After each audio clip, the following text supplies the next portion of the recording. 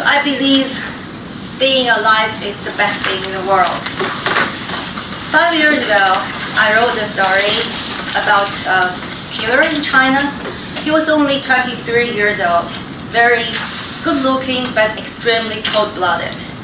So several hours before his death penalty execution, he got a chance to write his death note. But he was not allowed to use pen because he's a killer and pen maybe become his weapon. So someone came to help him and asked, what do you want to write? So usually people will become very sentimental before death. But this young man looks extremely calm and he said nothing. I hate the world and ready to die. So he was the most cold-blooded person I ever met. Even when he said goodbye to his mom and there's no expression on his face. So the policeman asked the last question to him.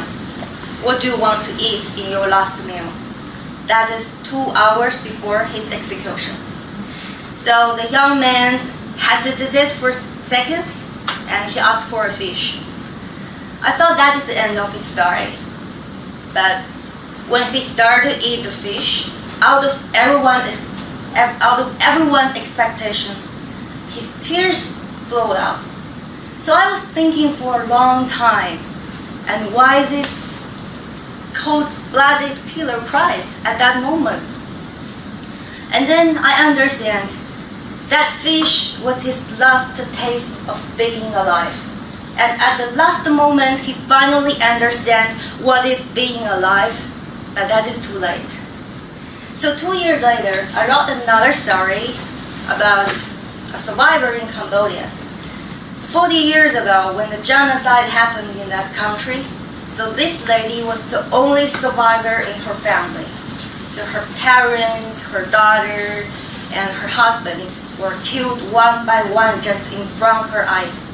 So the trauma is so severe that this lady was living in a deep sense of guilty as a survivor for 40 years. So every night, she had the same nightmare that her family was crying for help, but there's nothing she can do. But what shocked me the most is not her story. It is her smile. Can you imagine that a lady was telling you an extremely sad story with a smile? And she told me she hadn't cried for a long time because all her tears had been dry. But I have never forgot that smile. That is so scary.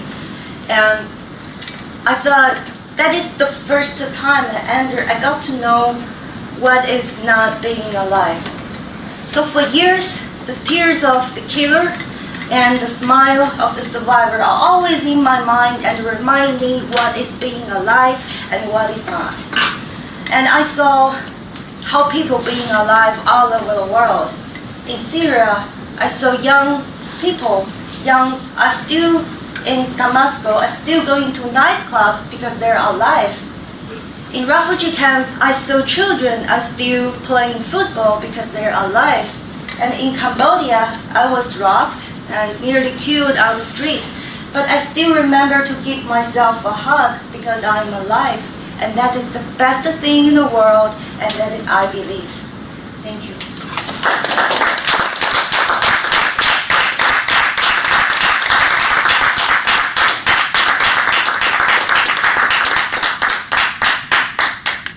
It's always like this in this group. That's right. Jose is visiting because he can't come tomorrow. But no, this is a little bit, maybe a little special item. But Jen is always the same. Susie, I love your passion. Please always talk, like it's a huge strength of yours. Never lose that. Just the way you say, it's just the pizzazz with which you like say things, and then you put your emphasis in it with the oomph, and it just lights up whatever you have to say. I love the contrast that you use. So in your second story, you said what shocked me was not the sad story, but it was her smile. And then you explained, can you imagine a woman telling a sad story with a smile on her face? And then you keep going. I like that you use three different, with the killer in China, the woman, and then the Syrian, the refugees, and the children. I like that you ended with yourself in Cambodia. I would have loved to hear a little bit more, maybe, on that last story regarding yourself as you tie it back. But overall, I think the structure was excellent. You know how much I love contrasts, but the idea that the tears expressed love of life and the smile was death. You know, that I found that quite incredible. And it's true, from your second speech, not your first, you've put so much feeling into your speeches. You deliver them. The delivery is as good. I mean, you're a writer, so you write really good speeches. But now your delivery is matching your writing, and that's really exciting for me. Okay, anybody else? I guess we like to see. My head's Kevin? whoa, I can say only well. For me, I feel like it was just one of those things that only you could deliver. The stories that you shared, and the fact that you shared the storytells, like about. You have so many amazing stories from your career. I wrote hundreds of stories about Yeah. life and death in my life. So You a need lot to of things find in there. a way to be giving talks on a regular basis based on those wonderful stories. Susie, I'm struggling. I don't know what to write in suggestions. It's really good. Yeah. Really, really well done. Thank you.